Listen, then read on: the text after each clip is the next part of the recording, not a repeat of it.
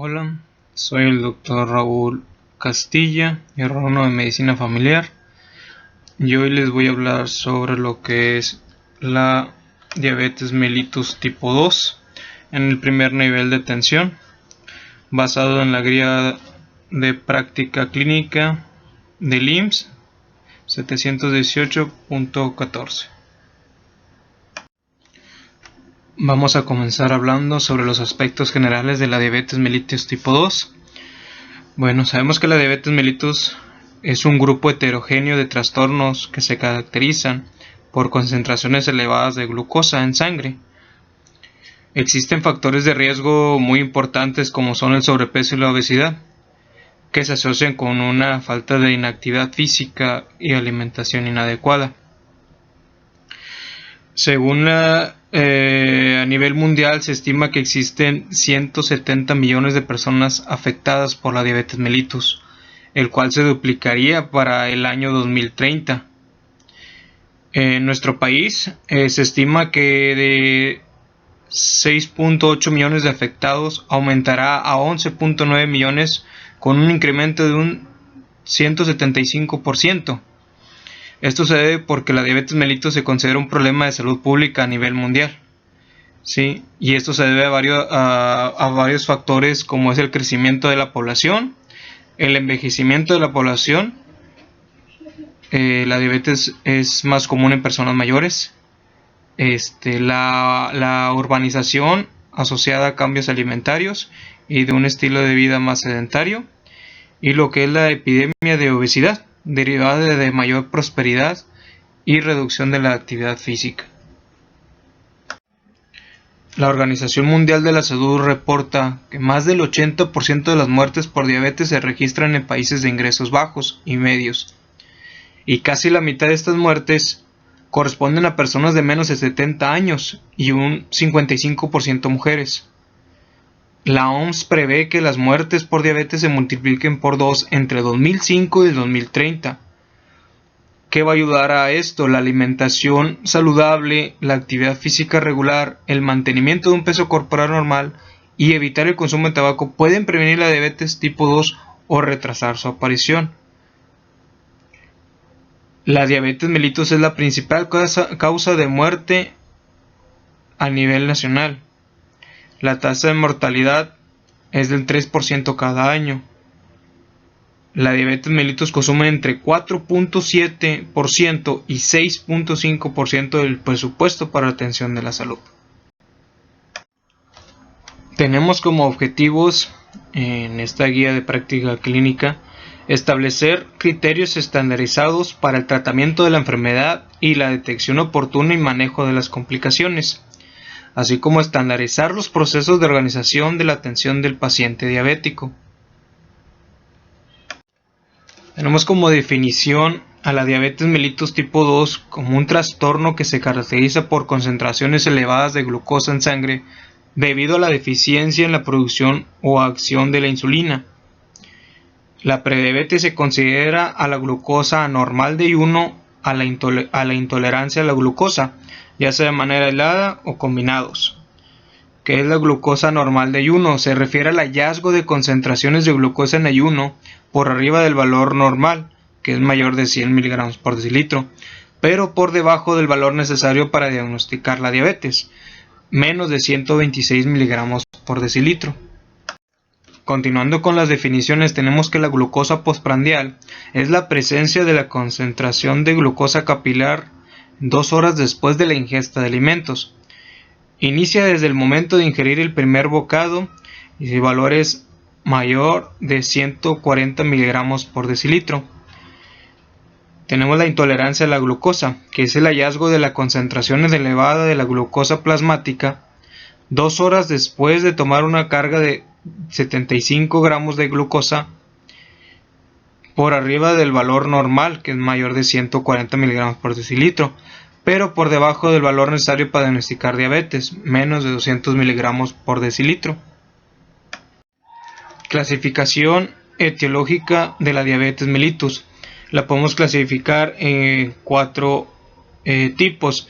El tipo 1, que se debe a inmunomediada, e idiopática, el tipo 2.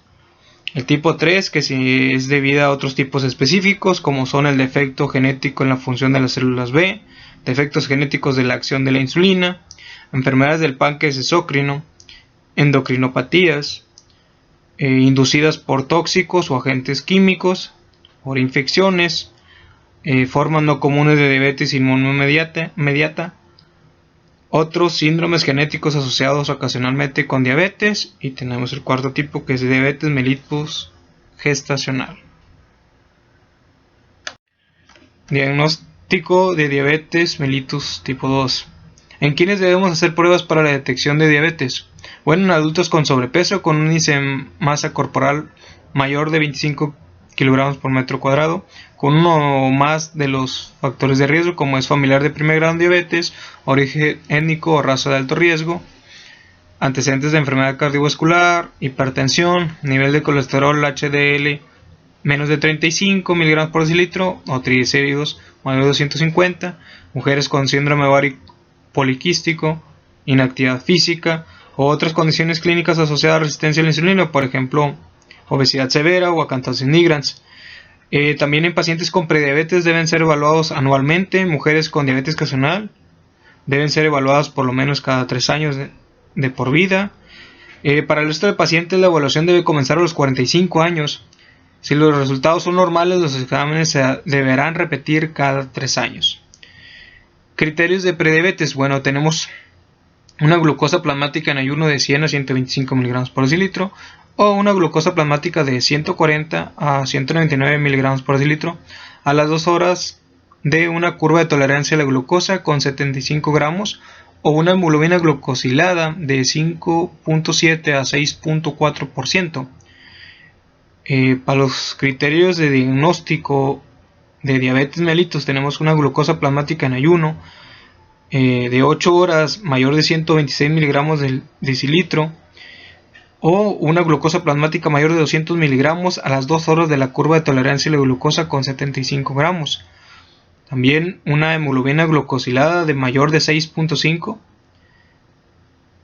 y la glucosa plasmática aleatoria de 200 miligramos por decilitro con síntomas clásicos de hiperglicemia o crisis de hiperglucémica.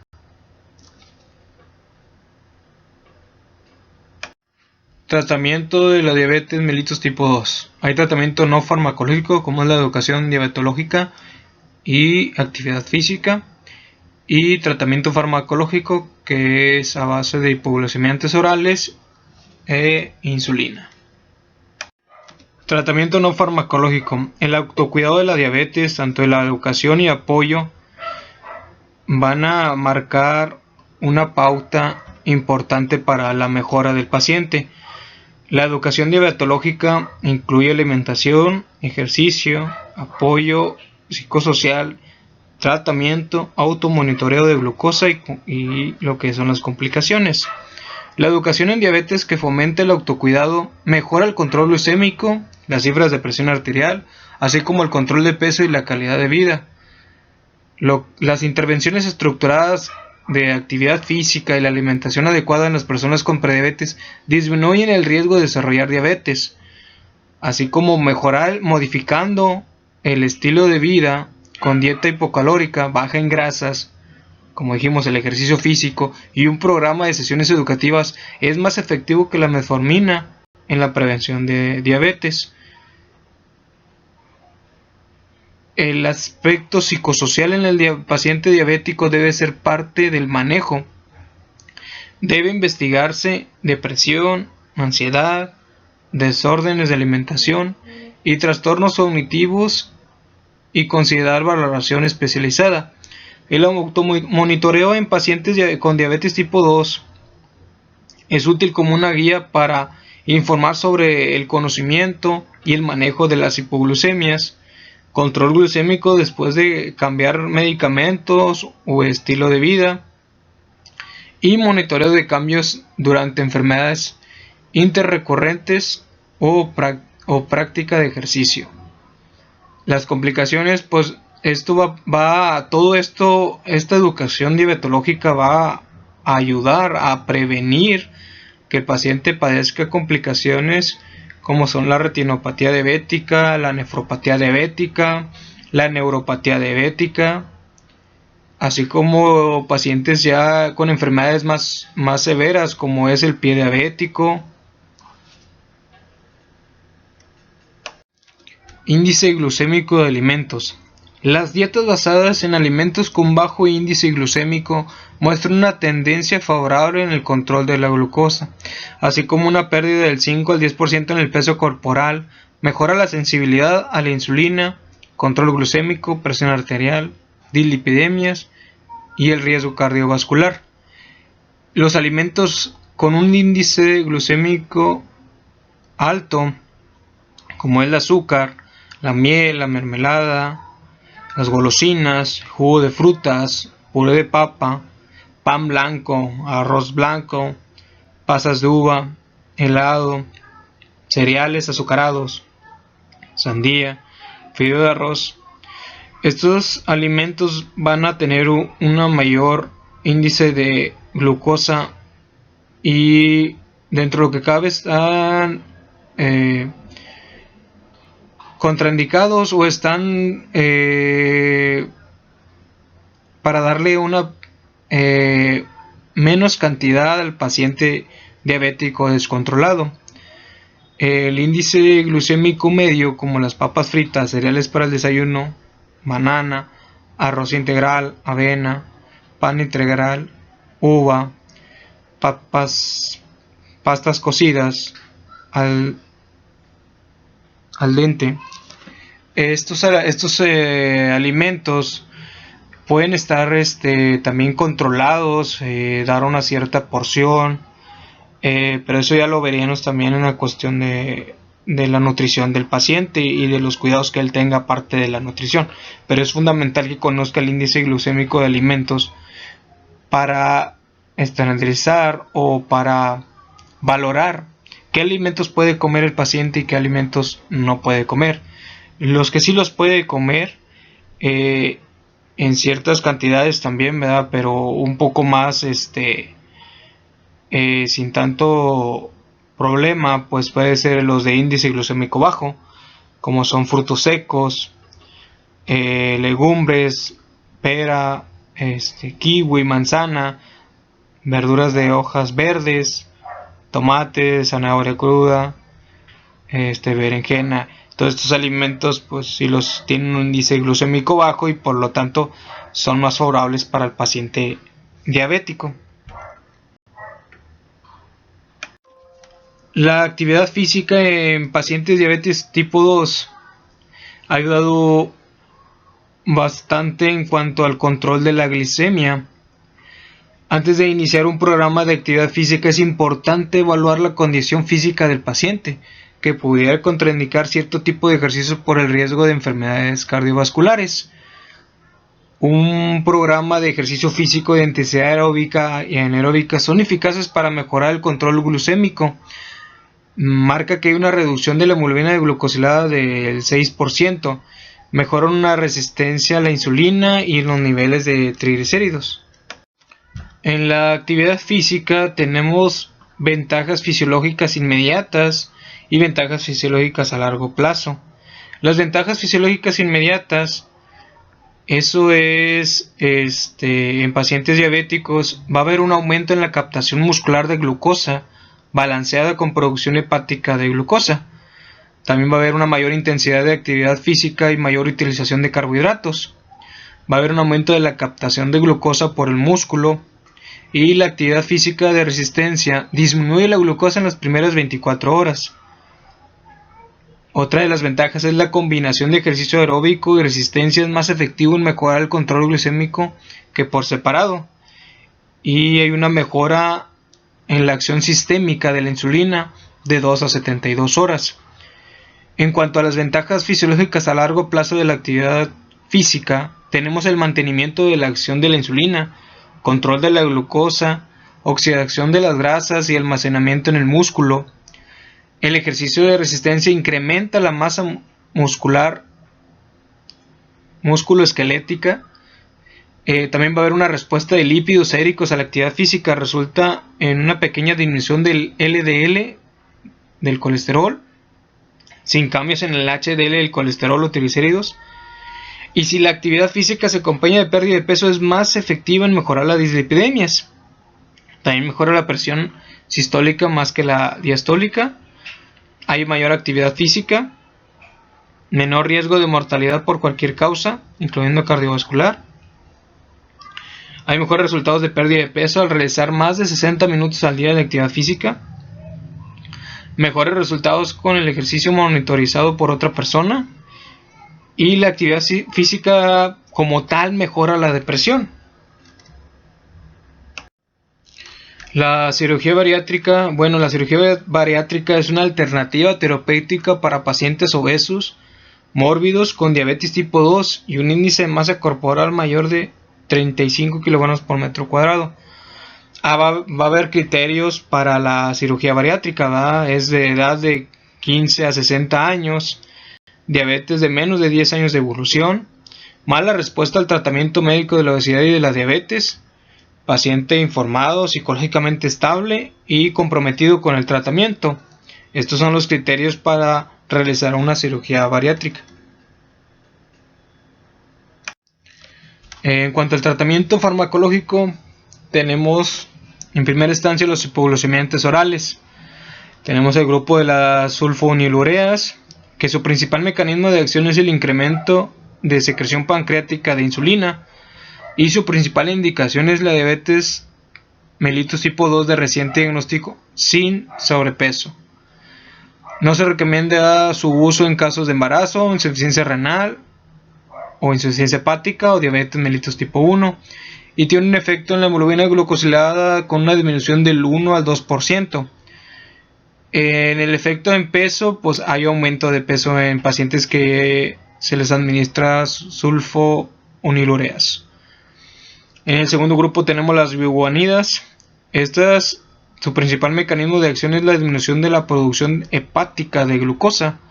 Su principal indicación es diabetes mellitus tipo 2 de reciente diagnóstico y pacientes con sobrepeso. No se recomiendan las biguanidas en caso de embarazo, insuficiencia renal, insuficiencia hepática, insuficiencia cardíaca, acidemia y infección grave. Y las biguanidas tienen efecto de la hemoglobina glucosilada con una disminución del 1 al 2%. En cuanto al efecto en el peso, hay disminución en el peso.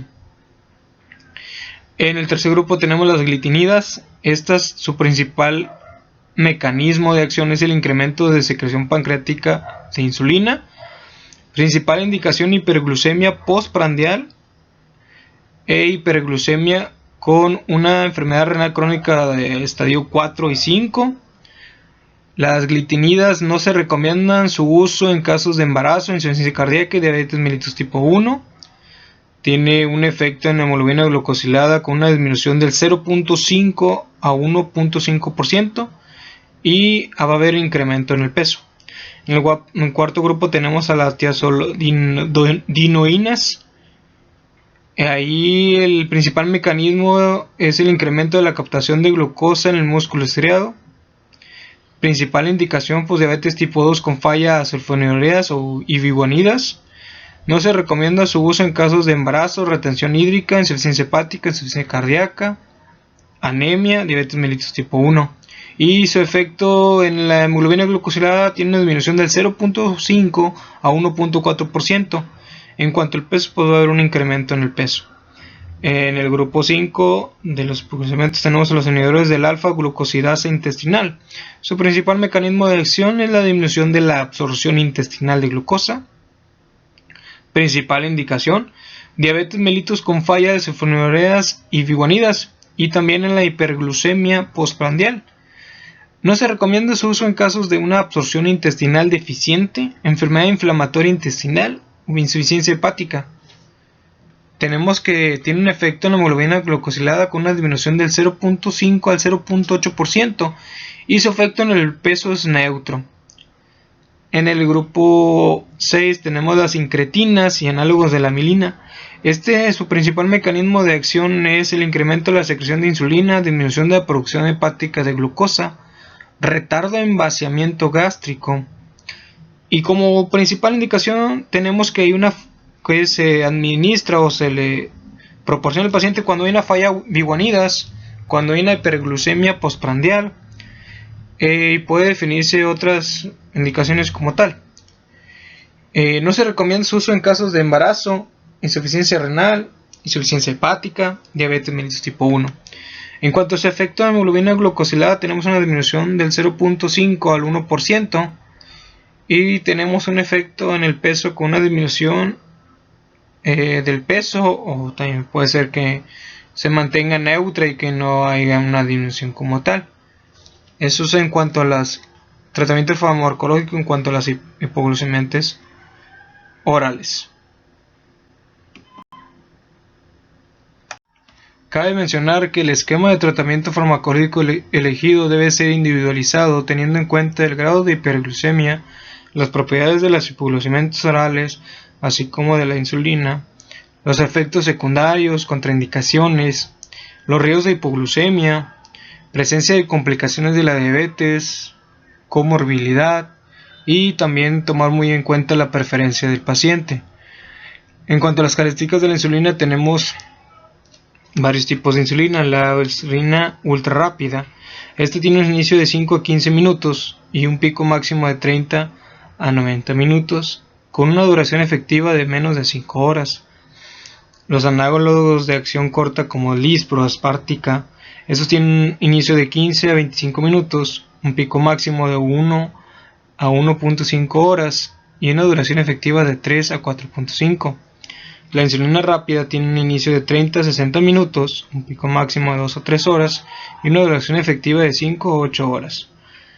La insulina intermedia tiene un inicio de 2 a 4 horas, un pico máximo de 4 a 10 horas y una duración efectiva de 10 a 16 horas. El análogo de acción larga, como la glargina, tiene un inicio de 2 a 4 horas, no tiene un pico máximo y su duración efectiva es de 20 a 24 horas. El análogo de acción larga, como el Determir, no tiene un inicio ni un pico máximo y tiene una duración efectiva de 24 horas. Hay insulinas premezcladas. Estas no tienen un inicio, pero tienen un pico máximo de 4 horas y una duración efectiva de 20 a 24 horas. Un 75% de lisproprotamina y un 25% de lispro tiene un inicio de 5 a 15 minutos, un pico máximo del doble y una duración efectiva de 10 a 16 horas. Otros premezclas que existen es como el 50% de lisproprotamina con el 50% de lispro, el 70% de aspartica protamina con un 30% de aspartica, entre otros medicamentos. En cuanto a la recomendación para ajustar la dosis de insulina, tenemos que hay una dosis inicial de 10 unidades al día de insulina basal. El ajuste de dosis semanal usando la promedio de glucosa capilar en ayunas, tenemos una glicemia basal de 100 a 120 mg por decilitro. Aquí va a haber un incremento de insulina de 2 unidades. Si tenemos una de 120 a 140, tenemos un incremento de insulina de 4 unidades. Si tenemos una glicemia basal de 140 a 180, tenemos un incremento de insulina de 6 unidades. Y si tenemos una glicemia basal de más de 180, tenemos un incremento de insulina de 8 unidades. Las insulinas mejoran el control glucémico y reducen el riesgo de morbilidad asociada a la diabetes. Los análogos de insulina de acción prolongada reducen el riesgo de hipoglucemia nocturna. En cuanto a lo del esquema de insulinas, una dosis única de insulina basal con análogos de insulina de acción prolongada, preferentemente que son la insulina NPH, por el menor riesgo de hipoglucemias. También cabe mencionar que puedes agregar una insulina de acción corta cuando el paciente ha logrado la meta de glucemia en ayuno, pero no de la de hemoglobina glucosilada.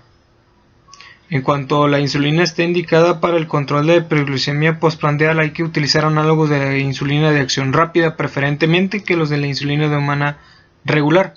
Esto se debe debido a que tiene un inicio más rápido y una vida media se asocia con menor riesgo de hipoglucemias. En cuanto a otras recomendaciones, si se utiliza una insulina regular, debe administrarse media hora antes de los alimentos. Si se emplea un análogo de acción rápida, se debe administrar al momento de iniciar la ingesta. Entonces, para reducir la frecuencia de hipoglucemias es necesario tomar alimentos en pequeñas cantidades de entre 3 y 4 horas después de la aplicación de la insulina rápida. En cuanto al manejo farmacológico de la diabetes tipo 2 en adultos, la ADA en el 2007 marca que si hay un diagnóstico nuevo más hemoglobina glucosilada mayor del 10% y una glucemia mayor de 300 miligramos, hay que iniciar insulina. En cuanto a la metformina, pues hay que cuidar la deficiencia de vitamina B12 a los 12-15 años de uso, y su uso es en un filtrado glomerular arriba de 30 mililitros por minuto en 1.73 metros cuadrados. La metformina se usa como terapia de 3 meses y sin llegar a meta de hemoglobina glucosilada o intolerancia a la metformina. También hay terapia dual, que es agente oral. Hay también como las sulfonilureas, tiazolidinediona, inhibidor del DPP-4, inhibidor del SGLT2, y se usa como terapia dual con los agonistas de GLP-1R cuando hay un mal control o mayor riesgo cardiovascular, como es el epagliflozin o liraglutide. Lo que había mencionado, se usa como terapia dual 3 meses sin llegar a metas de hemoglobina glucosilada. Entonces, iniciar terapia triple con un agente distinto. Entonces, aquí tenemos una terapia triple 3 meses sin llegar a meta de hemoglobina glucosilada. Se usa una terapia oral de agregar insulina. O sea, si no se llega con la terapia triple 3 meses a una meta de hemoglobina glucosilada, pues hay que agregar insulina basal, o aquí dice una agonista del GLP-1R. Si no se llega así, pues hay que entonces agregarle insulina, ¿verdad? Y ya con la respectiva metformina. Pues aquí dice las metas de la hemoglobina glucosilada, pues tiene que ser menos de 7%. Eso lo marca lo que es la ADA. Y menos de 8% si tiene historia de hipoglucemias, esperanza de vida limitada, complicaciones avanzadas o comorbilidades. La indicación de la hemoglobina glucosilada es 2 veces al año en pacientes con glucemias en rasgos de meta, y 4 en pacientes con glucemias descontroladas o con cambios de tratamiento. Entonces la meta de la glucemia, como quiera vamos a hablar más adelante, estamos hablando de un 80 a 130 miligramos por decilitro preprandial y menos de 180 miligramos postprandial, ya sea de 1 a 2 horas. ¿Cuál es la indicación para la glucemia? Pues tenemos que tener como ya mencioné anteriormente en los tratamientos no farmacológicos, un automonitoreo pre y postprandial previo a actividades importantes. Ya sea también previo a realizar alguna actividad física en caso de presentar síntomas de hipoglucemias. Bueno, también tenemos fármacos hipolipemiantes en pacientes diabéticos, porque el colesterol es otra causa de comorbilidad en pacientes con niveles altos de azúcar. El colesterol es el principal factor de riesgo cardiovascular, especialmente para cardiopatía isquémica, demostrando en estudios epidemiológicos, coronariográficos y de investigación clínica. La hiperlipidemia es la causa principal de aterosclerosis y por consiguiente cardiopatía coronaria. Se debe iniciar manejo con estatinas en los siguientes casos: paciente con enfermedad cardiovascular desconocida con un LDL mayor de 70, paciente sin enfermedad cardiovascular previa mayor de 40 años con uno más de los siguientes factores de riesgo cardiovascular, como tales como hipertensión arterial, tabaquismo, colesterol HDL menos de 50 miligramos por decilitro, antecedentes familiares de enfermedad cardiovascular prematura, como es en varones menores de 55 años y mujeres menores de 65 años. Tenemos aquí grupos de medicamentos hipolipemiantes, como son las estatinas, los fibratos, sales biliares, ácido nicotínico, como es la niacina y la ezetimiba.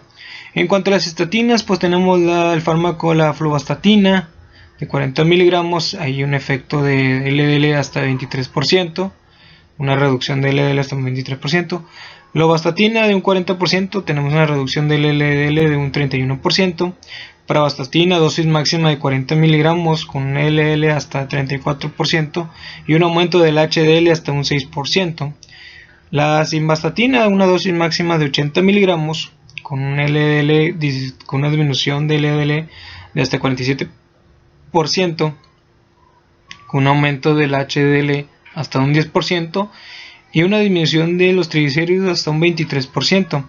También tenemos la atorvastatina, una dosis máxima de 80 miligramos con una disminución del LDL hasta un 51%, y una disminución de los triglicéridos hasta un 33%. Y por último, en las estatinas tenemos la rosuvastatina con una dosis máxima de 40 miligramos. Aquí va a haber una reducción en el LDL hasta un 55%, un aumento del HDL hasta un 10% y una disminución de los triglicéridos hasta un 33%. En cuanto a sus efectos secundarios y contraindicaciones, tenemos en las estatinas que va a presentar mialgias, elevación de enzimas hepáticas y rhabdomiólisis. Otro grupo de las hipolipemiantes son los fibratos. Aquí tenemos a la fenofibrato de dosis máxima de 250 miligramos. Aquí va a haber un efecto de una disminución del LDL hasta un 31%, un aumento del HDL hasta un 23% y una disminución de los triglicéridos hasta un 54%. También tenemos otro, es el bezafibrato, que va a haber una disminución del LDL de un 16%, un aumento del HDL hasta un 23% y una disminución de los triglicéridos hasta de un 50%. Los efectos de los fibratos secundarios que van a tener, o están contraindicados, va a haber náuseas, dolor abdominal, diarrea, riesgo de rhabdomiólisis cuando se asocia a estatinas, especialmente con el gemfibrozil, y también va a haber una colitiasis. Otro de los grupos son los de las hipolipemiantes, son las sales biliares, la colestiramina. Este tiene una dosis máxima de 24 gramos y tiene una reducción del LDL hasta un 30%. Efectos secundarios o contraindicaciones, pues estreñimiento y te va a tener pirosis. Otro de ellos es el ácido nicotínico, conocido como la niacina. Este tiene dosis máxima de 2 gramos y va a haber una disminución del LDL hasta un 17%, con un aumento del HDL hasta un 26%. Y también va a tener una disminución de los triglicéridos hasta un 38%. Los efectos del ácido nicotínico secundarios que presenta son rubor, ardor, prurito y puede elevar enzimas hepáticas, así como el ácido úrico y la glucemia. Otro de los grupos que tenemos de los hipolipemiantes es la acetemiba. Este va a tener una dosis máxima de 10 miligramos, va a tener una disminución del LDL hasta un 18%. Aquí los efectos secundarios o contraindicaciones que va a tener, pues va a haber angioedema, diarrea, dolor abdominal, artralgias, fatiga, dolor de espalda y tos, así como hipersensibilidad al fármaco. Diagnóstico de polineuropatía diabética distal.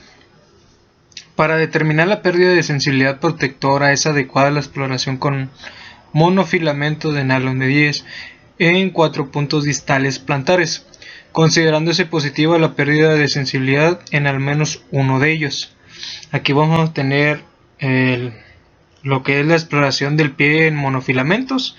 Vamos a seguir una serie de pasos para ver cómo se realiza esta exploración para determinar la sensibilidad del paciente, por si en grado caso llega a presentar alguna neuropatía diabética. El primer paso que se hace es mostrar el monofilamento al paciente. Coloque la parte final del monofilamento sobre su mano o brazo para demostrar que la prueba no causa dolor. En segundo paso, pide al paciente voltear su cabeza y cerrar sus ojos o voltear a ver al techo. En tercer paso tenemos que sostenga el monofilamento perpendicular a la piel. El cuarto paso, ponga la punta del monofilamento sobre el talón del pie. Pide al paciente decir sí cuando sienta que toca su pie con el monofilamento. No pregunte al paciente, ¿está sintiendo esto? Simplemente realice, toque su pie con el monofilamento nada más. 5. Si el paciente no dice sí cuando usted está tocando un lugar explorado cualquiera, continúe hasta otro sitio cuando haya completado la secuencia y reexamine las áreas donde el paciente no percibió el monofilamento. 6. Empuje el monofilamento hasta que éste se doble y sostenga por 1 a 3 segundos. 7. Retire el monofilamento de la piel. No lo corra o cepille sobre la piel. Solo retírelo. Y 8. Repita la secuencia en forma aleatoria en cada uno de los sitios a explorar de cada pie. Con esto vamos a determinar si el paciente tiene alguna polineuropatía diabética en algún sector a nivel plantar, para prevenir y evitar complicaciones más adelante de un pie diabético. Esto es lo que nos va a ayudar y tratar la neuropatía diabética. Otra valoración para el diagnóstico de polineuropatía diabética se valora mediante un diapasón de baja intensidad. Se sigue una serie de pasos para valorar si el paciente tiene sensibilidad. Un paso 1, pues se sostiene el instrumento cerca de su base y se activa golpeándolo contra el canto de la mano, y se hace vibrar el diapasón mediante un golpe en su rama. 2. El diapasón primero se coloca en la mano del paciente durante unos 40 segundos para que identifique la sensación y asegurar que la sensación de vibración la percibe el paciente y no solo la sensación táctil o de presión.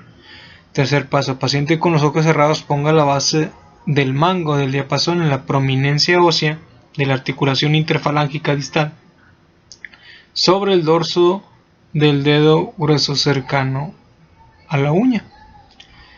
4. Preguntar al paciente si siente la vibración y cuándo deja de sentirla. Nos aseguramos que el paciente sienta la vibración y no solo la presión. 5. Se observará la capacidad del paciente para sentir cuando cesan las vibraciones y se compara la sensibilidad contralateral de ambos pies.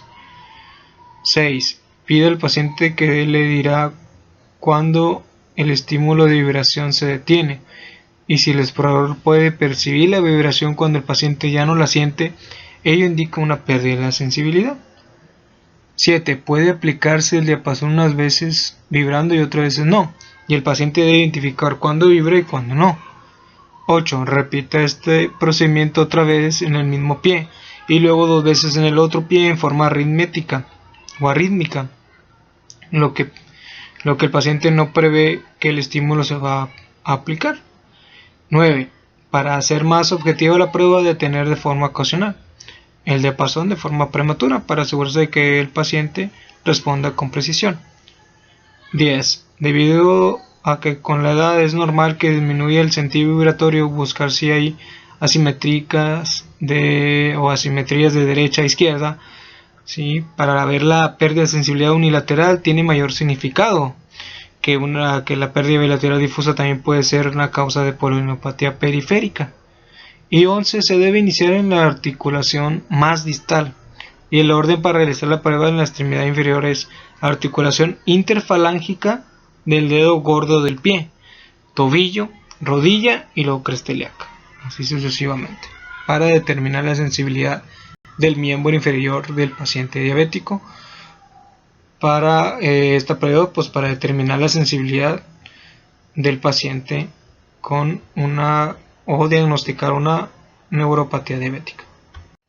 Las metas terapéuticas o las metas de control metabólico en pacientes de diabetes tipo 2 tenemos que debe tener una hemoglobina glucosilada menor de 7%, una glicemia basal o preprandial entre 70 y 130, una glucemia postprandial de menor de 140, un colesterol total de menos de 200 miligramos por decilitro, un LDL menor de 100 miligramos por decilitro, un HDL mayor de 40 en hombres y mayor de 50 en mujeres. Triglicéridos menos de 150 miligramos por decilitro, una presión arterial de menos de 130/80 y el peso, un índice de masa corporal menor de 25, cintura menos de 90 en hombres y menos de 80 en mujeres, y el consumo de tabaco pues debe estar, no debe de fumar el paciente. Para lo cuanto a la LDL, pues mencionamos que es menos de 100 la meta, pero en pacientes con riesgo cardiovascular debe ser menor de 70, y en pacientes con microalbuminuria y problemas renales debe haber una presión de 120/75. Bueno, aquí voy a presentar los esquemas o algoritmos en cuanto al tratamiento en diabetes mellitus tipo 2. Primero que nada, pues como tenemos tratamiento principal, es modificar el estilo de vida y comenzar con la metformina.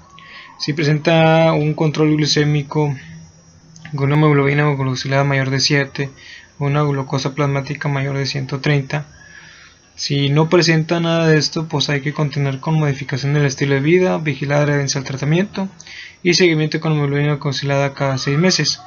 Si sí presenta estas alteraciones, hay que iniciar con metformina, dosis terapéutica.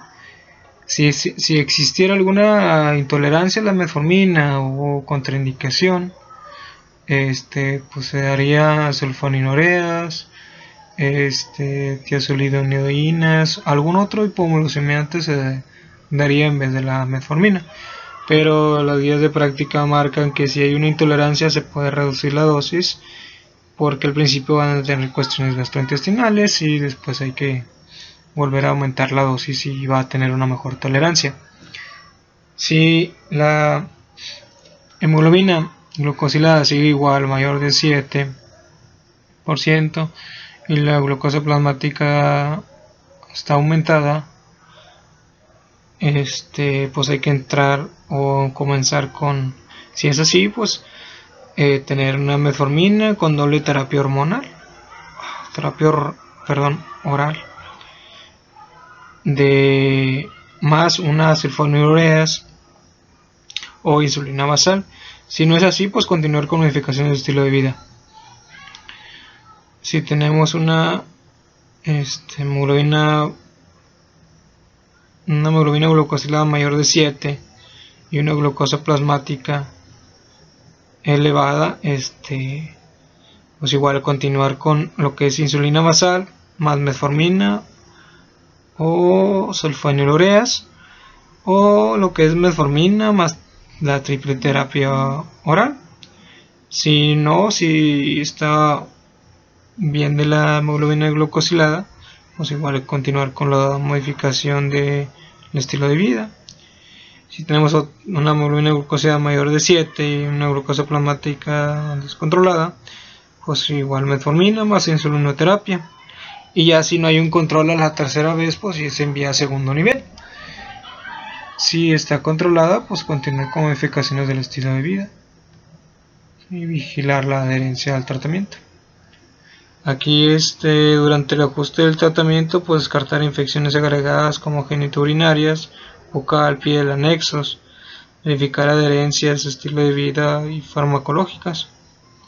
También la hemoglobina glucosilada, si la hemoglobina glucosilada está mayor de 8.5 con hiperglucemias sintomáticas, pues de iniciar metformina más insulina inmediatamente.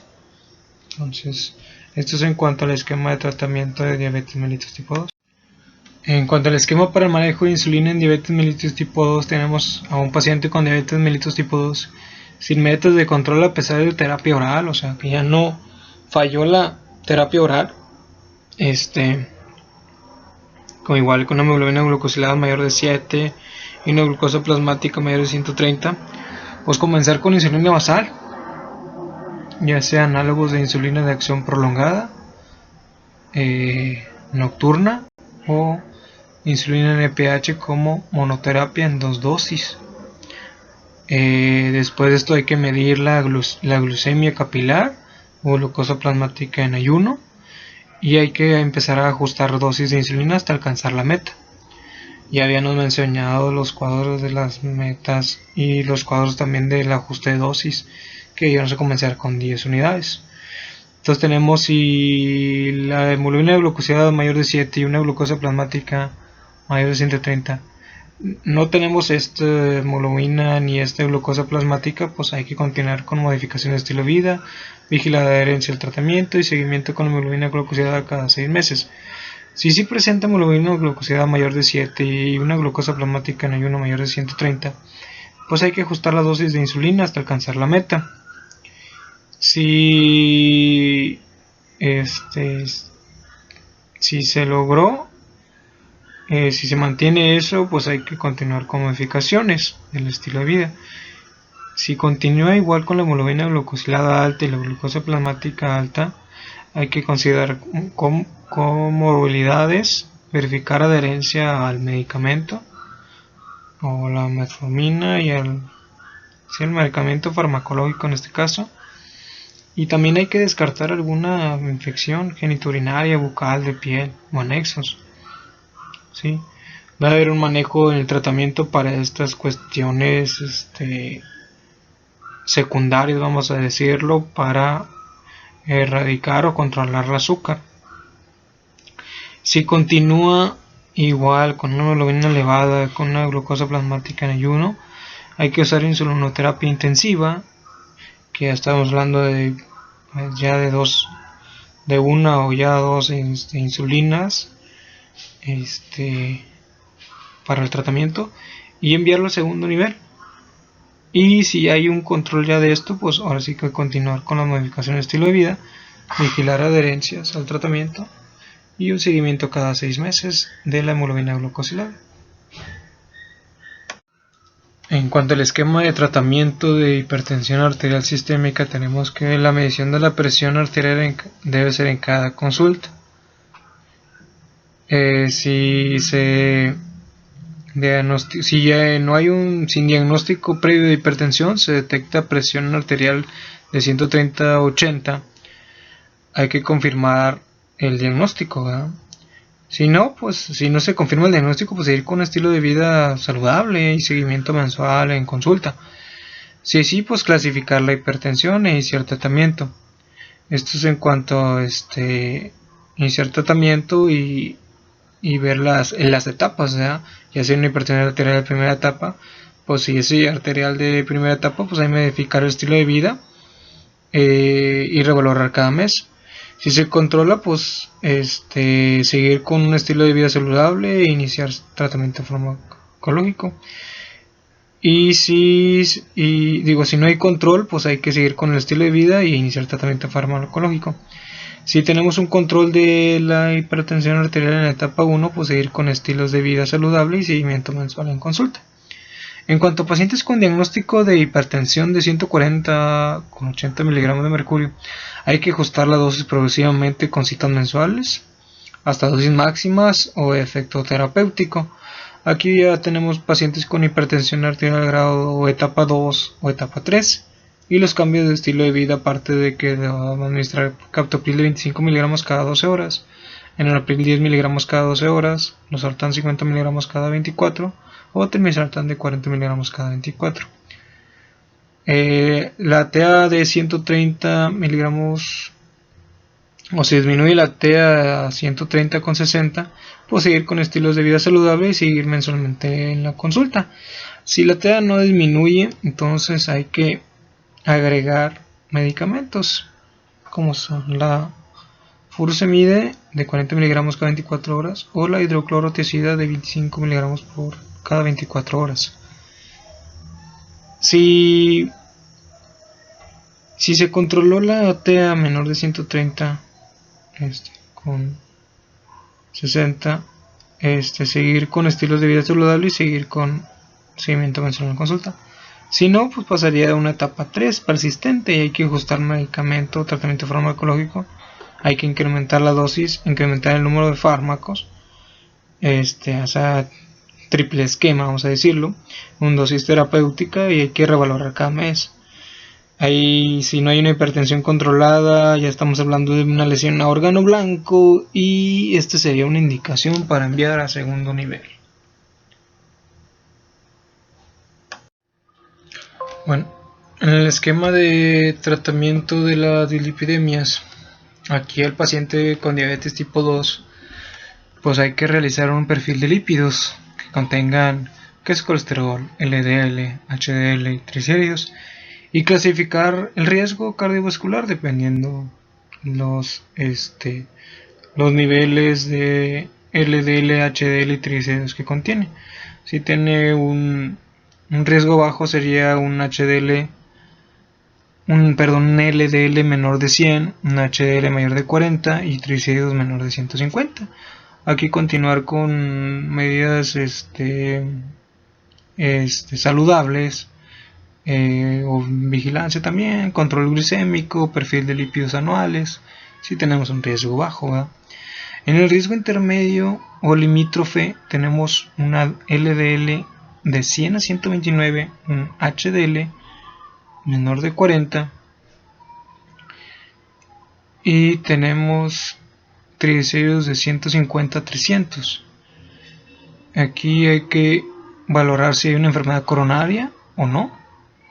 Si no la hay, entonces otra vez volvemos a lo mismo, medidas saludables, valoración en 6 meses con perfil de lípidos. Pero si hay una enfermedad coronaria de base equivalente, pues hay que iniciar con las medidas de cuestiones de dieta y ejercicio, medidas no farmacológicas, se puede decir, más pravastatina de 20 miligramos cada 24 horas en caso de evento agudo. Pues tenemos atorvastatina 80 miligramos. Si en cuanto a las metas del tratamiento, si no llega a las metas de tratamiento, pues continuar otra vez con las medidas saludables, ejercicio, dieta, ajustar y aumentar dosis progresivamente de los hipolipemiantes y también un control glicémico. También tiene en cuanto a esto, si ya se hace todo esto y no se alcanzan las metas en el tratamiento, se envía a segundo nivel. Si sí la hay que continuar con medidas dietéticas, de ejercicio, continuar control glicémico, perfil de lípidos anual. Las metas del tratamiento tenemos que son sin enfermedad coronaria, HDL es menor de 100, LDL menor de 100, HDL mayor de 40, triglicéridos menor de 150. Cuando una enfermedad coronaria, la meta es de LDL menor de 70 y en caso de evento agudo iniciar con atorvastatina. En cuanto a las metas de tratamiento, si las cumple, pues continuar con valoración cada 4 meses, o valoraciones cada 8 semanas con perfil de lípidos y continuar con medidas no farmacológicas como la dieta, el ejercicio, la alimentación saludable, control glicémico y perfil de lípido anualmente. En cuanto a los riesgos altos, que tenemos una LDL mayor de 130, un HDL menos de 35 y un triglicéridos mayor de 400, pues hay que iniciar con besafibratos inmediatamente y optimizar el control de la diabetes, así como intensificar medidas no farmacológicas, como ya les dije, dieta, ejercicio, alimentación saludable, y eliminar consumo de alcohol.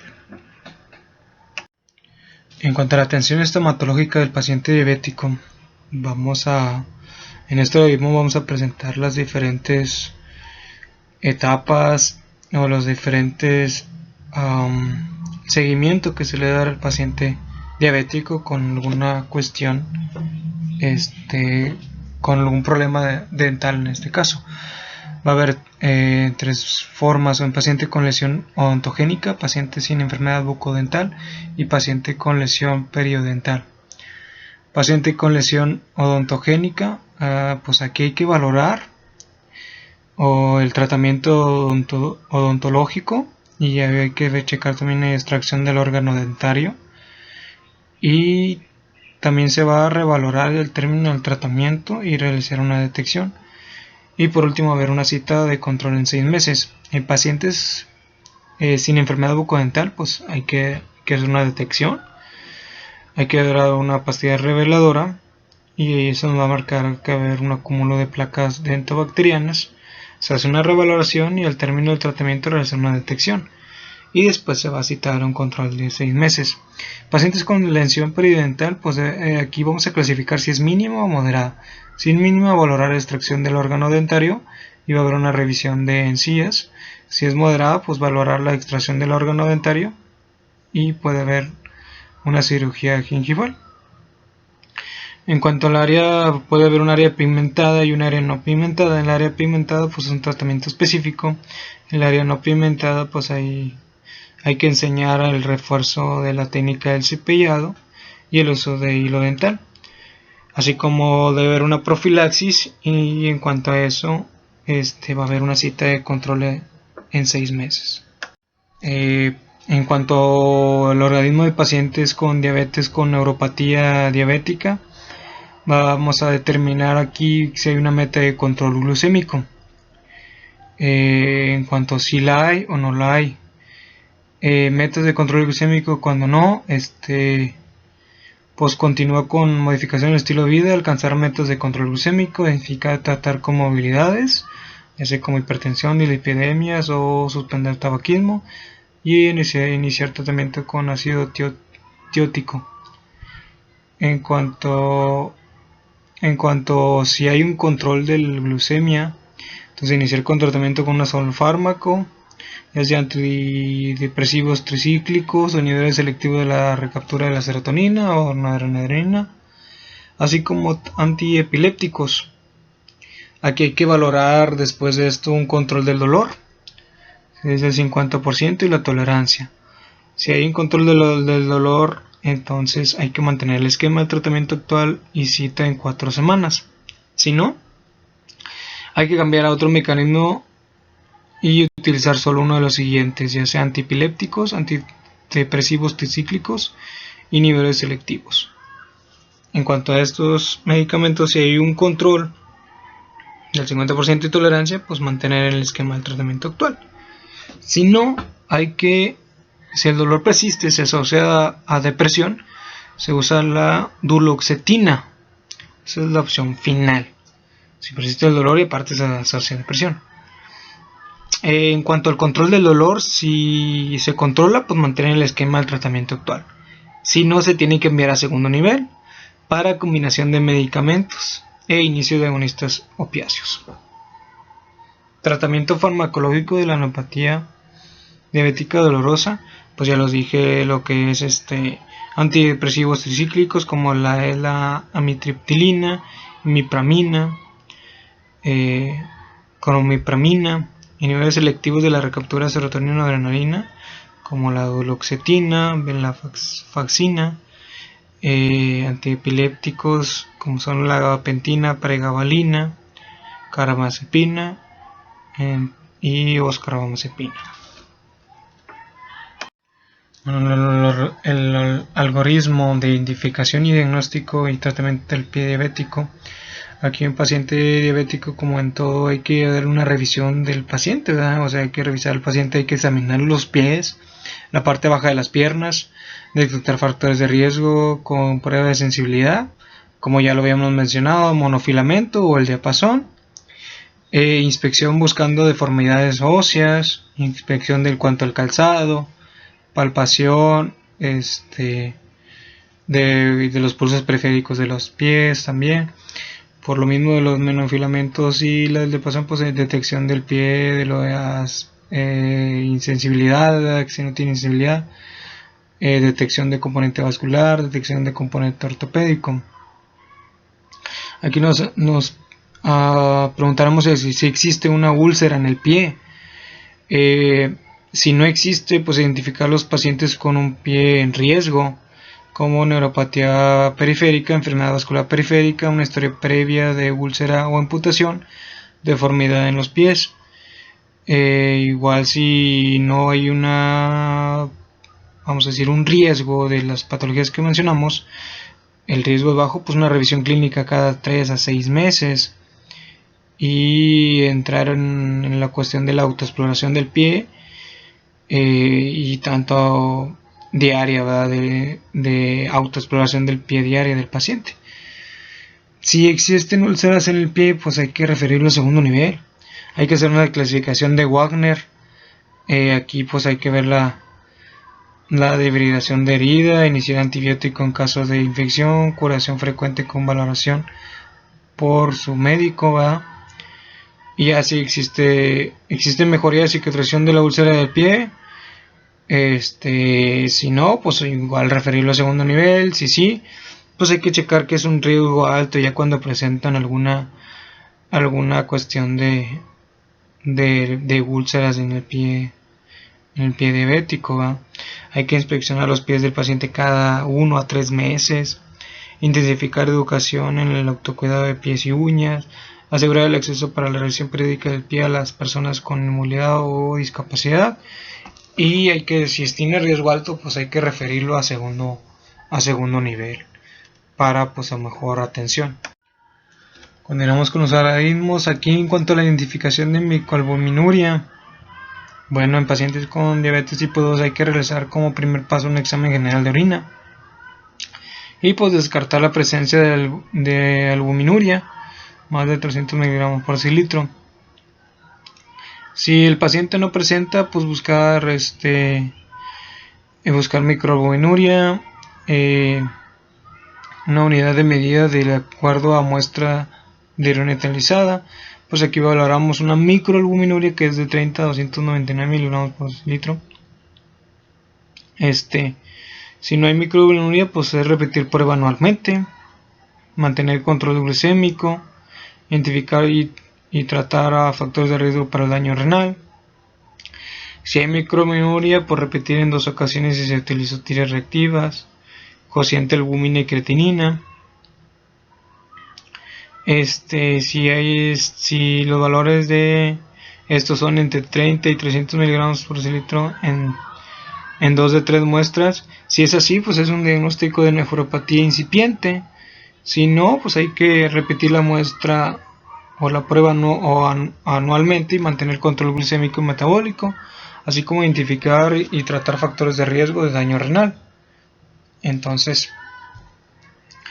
si hay presencia de albuminuria, entonces hay que descartar otros factores que alteren la presencia de albuminuria, como son la infección de vías urinarias bajas, fiebre, cetoacidosis, hiperglucemia, ejercicio exhaustivo, insuficiencia cardíaca descompensada. Entonces hay que tratar en caso de necesario, repetir el examen cuando se resuelva, y 2 de 3 pruebas más de 300 miligramos por decilitro. Si sale el resultado así, mayor de 300 miligramos por decilitro, hay que cuantificar proteínas y depuración de creatinina en orina en 24 horas. Y esto nos daría como diagnóstico una nefropatía clínica. Si no salen 2 de 3 muestras con un problema de albuminuria, es repetir la muestra anualmente, mantener un control glucémico y metabólico, identificar y tratar los factores de riesgo para el daño renal. Si en el diagnóstico de nefropatía clínica hay que estimar la tasa de filtración glomerular para clasificar la enfermedad renal crónica. Sí, hay también unidades de medidas de acuerdo a la orina utilizada. La primera muestra de orina es hematotina, la tira reactiva consciente de albúmina y creatinina. La segunda unidad, pues tenemos una orina de 24 horas en miligramos por decilitro, y la tercera es una orina que se va a estudiar también. Entonces, el organismo de diagnóstico y seguimiento de la enfermedad renal crónica. Aquí pacientes diabéticos hay que interrogar e identificar otros factores de progresión de la enfermedad renal crónica, como lo son factores de progresión como es la presión arterial descontrolada, proteinuria, que es un síndrome nefrótico, mal control glicémico, sedimento urinario activo, obesidad, lipidemia, tabaquismo, más otros factores, y el síndrome metabólico, que es la resistencia a la insulina. Hay que verificar también o identificar la edad, medir el peso en kilogramos, determinar creatinina sérica, y hay que ver la estimación de la tasa de filtración glomerular. Aquí hay una clasificación de los estadios clínicos de la enfermedad renal crónica, como en la etapa 1 es menos de 90 mililitros por minuto, en la etapa 2 de 60 a 89 mililitros por minuto. Estos van a tener un tratamiento de morbilidad asociada a hipertensión, dislipidemias, obesidad. La intervención requiere de intervenciones para retardar la progresión. Hay que identificar y tratar factores de riesgo para cardiovascular y enfermedad renal crónica. También hay que utilizar nefroprotectores. Tiene que haber también un control en la unidad médico familiar cada 6 meses.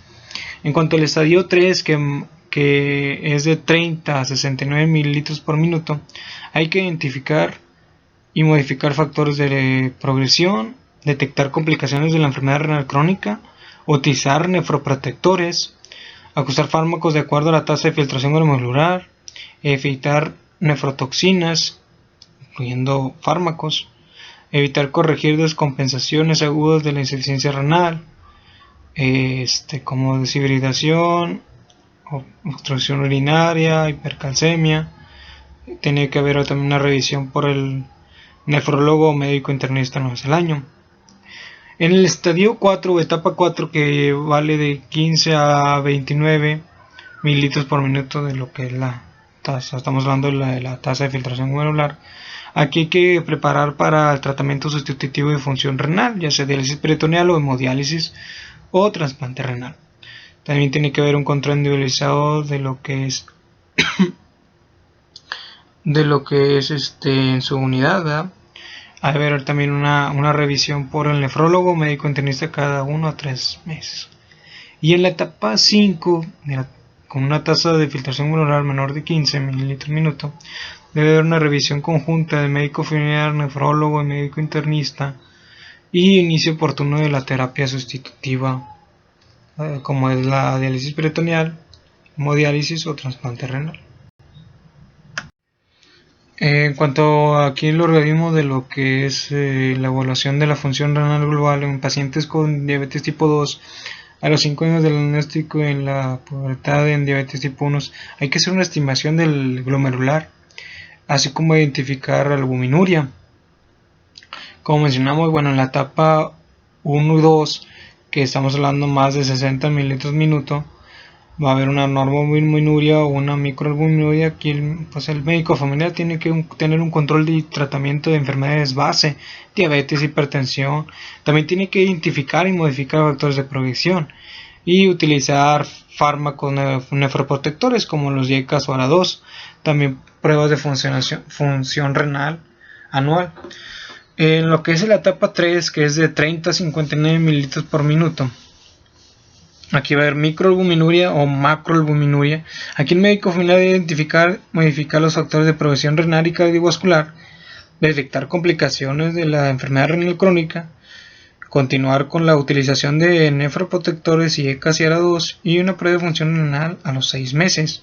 En la etapa 4, que estamos hablando de una tasa de filtración glomerular de 15 a 29 mililitros minuto, con o sin proteinuria, aquí el médico familiar tiene que ser acciones de etapa 1 o etapa 3.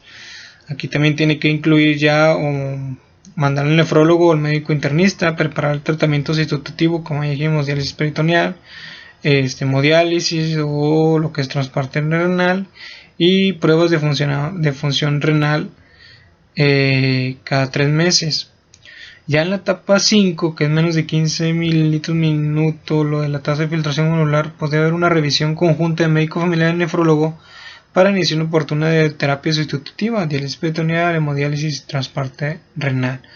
Aquí, ya sea en la etapa 3, debe ser Valoración cada 6 meses, valoración a segundo nivel con el nefrólogo médico internista. En la etapa 4 cada 3 meses, valoración a segundo nivel. Y en la etapa 5 debe ser individualizado la evaluación a segundo nivel para valoración con el nefrólogo y el médico internista. Algoritmo en el manejo de coma diabético y hiperosmolar no cetóxico. Hay que identificar factores desencadenantes de coma diabético y hiperosmolar no cetóxico. Tiene que haber una exploración física, estudios complementarios, así como gasometría, pH, bicarbonato, urea, creatinina, sodio, potasio, glucosa, diuresis, glucosurias, cetonuria. Hay que confirmar el diagnóstico.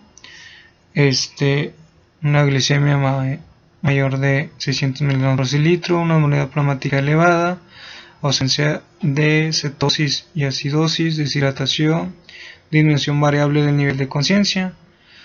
En cuanto a esto, pues a ver cuidados generales, que tener una vía venosa permeable en lo posible y una vía venosa central. Hay que iniciar fluidoterapia, se administra en función de lo que el grado de deshidratación, va ajustando el estado hemodinámico del paciente. Se puede iniciar con solución salina del 0.9% de 1 a 1.5 litros en la primera hora y otro tanto en las siguientes 2 horas. Hay que valorar también lo que es el pliegue cutáneo, la sequedad de mucosas, la perfusión, la presión arterial y la pérdida de peso. Y al iniciar la fluidoterapia, pues hay que enviar a segundo nivel. ¿Para qué? Para un tratamiento específico, que es continuar con la hidratación intravenosa, insulinoterapia, infusión continua a razón de unidad por kilo de peso por hora y aparte potasio de acuerdo a la diuresis. También un seguimiento de los signos vitales, presión venosa central, diuresis, balance electrolítrico, controles bioquímicos, creatinina, sodio, potasio, glucosa y gasometría. En caso necesario, sonda vesical, nasogástrica. También va a haber factores desencadenantes de coma diabético, hiperosmolar no cetóxico, como infecciones respiratorias y urinarias, medicamentos esteroides, diuréticos, trastornos digestivos, vómitos, diarreas, hemorragias. Hay también quemaduras, que son los factores, traumatismos, evento vascular cerebral o alteraciones neurológicas, pancreatitis aguda, o en algunos casos no hay ningún factor desencadenante y es solo el inicio de la diabetes del adulto. Hay también diversas cuestiones podemos decirlo, metabólicas, como el síndrome de Cushing, tirotoxicosis, que son como endocrinopatías más que nada, ¿verdad? Y acromegalia. Bueno, aquí tenemos el algoritmo de que es el diagnóstico y manejo de la hipoglucemia. Aquí hay que sospechar clínicamente de una hipoglucemia cuando hay cuestiones o hay síntomas enérgicos como es la diaforesis, sensación de hambre, taquicardia, arritmia, cefalea, náuseas o hipotermia. Y también va a haber cuestiones neuroglucopénicas, que son visión borrosa, debilidad, confusión, incoordinación, convulsiones y hasta coma. Marca como una hipoglucemia una glucosa menor de 70, marca de hipoglucemia leve, moderada y severa. La leve, pues el paciente siente necesidad de tomar alimentos sin presentar síntomas. La moderada, existe evidente alteración de la función motora, confusión o conducta inadecuada, pero lo suficientemente alerta para el autotratamiento. Y la severa, pues tenemos una glucosa menor de 50, presencia coma, convulsiones, alteraciones neurológicas que piden que el paciente pueda autotratarse precisando ayuda de otra persona. En cuanto a la hipoglucemia leve y moderada, el enfermo pues está consciente. Hay que administrar una vía oral de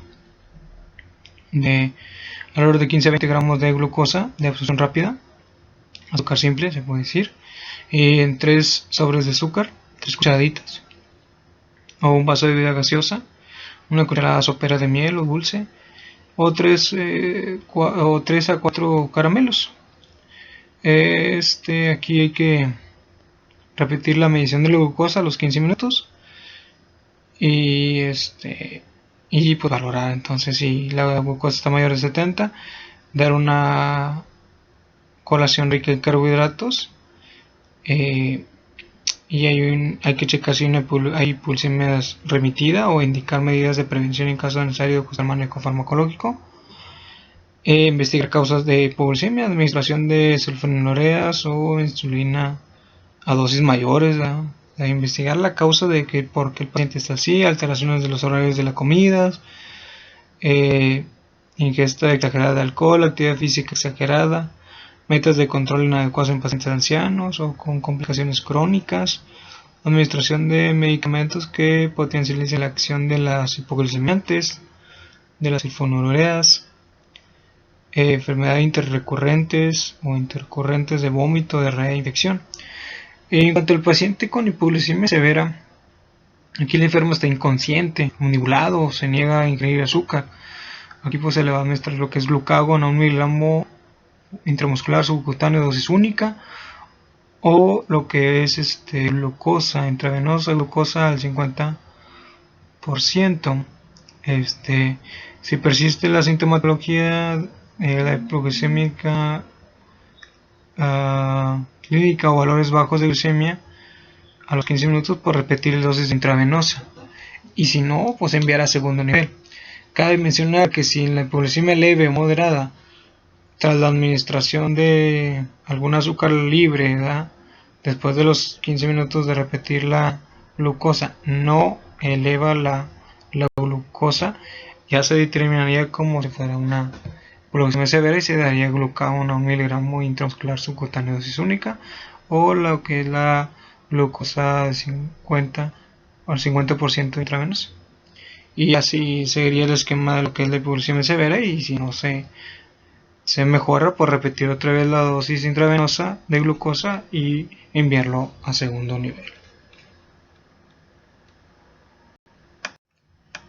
Bueno, esto sería todo en cuanto a la diabetes mellitus tipo 2, de una forma, o más que nada basando en las guías de práctica clínica, en una forma más precisa,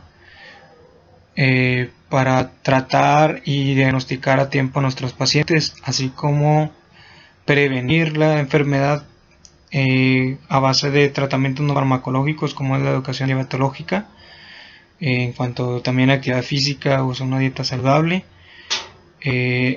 Gracias por su atención, que tengan un excelente día.